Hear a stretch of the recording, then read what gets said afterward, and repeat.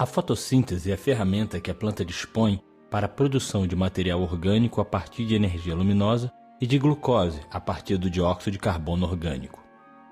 O subproduto deste processo é o oxigênio.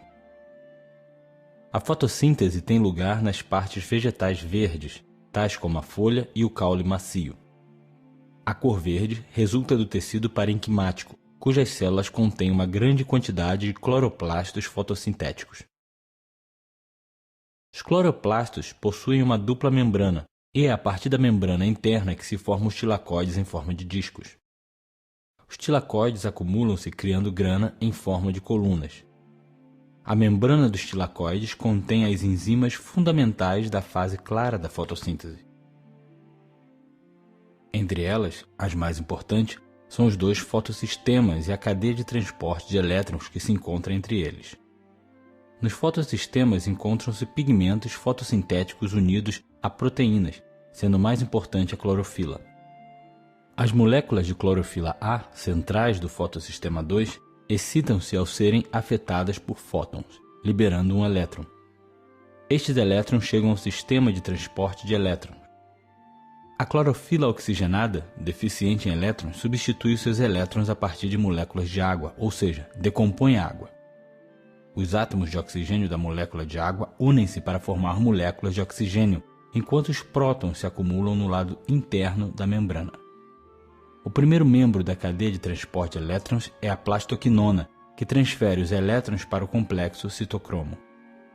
O citocromo é uma proteína que contém ferro e que transfere os elétrons para a plastocianina, ao mesmo tempo que bombeia mais elétrons para o lado interno da membrana. Os elétrons chegam ao fotossistema 1 proveniente da cadeia de transporte de elétrons.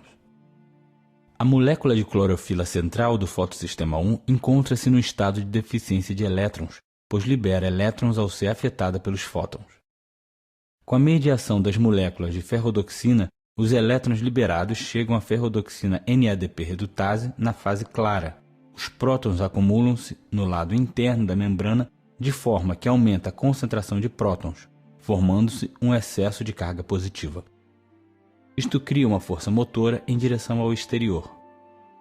Os prótons podem sair através da ATPase, ao mesmo tempo que se liberta energia, já que o sistema passa de um estado de energia elevada para um estado de baixa energia devido à equalização de carga e concentração.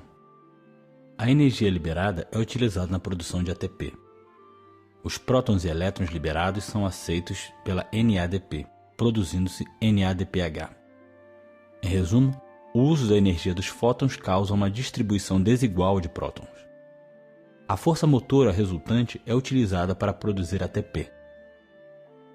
As reações da fase escura não necessitam de luz. Durante as reações escuras, com a energia do ATP produzido na fase clara e os íons de hidrogênio da NADP, o dióxido de carbono fixa-se nas moléculas orgânicas. Começamos com 3 moléculas de açúcar com 5 átomos de carbono. A soma dos seus átomos de carbono é 15. Uma enzima pode fixar um dióxido de carbono às 3 moléculas de açúcar, enquanto os produtos se dividem em 2.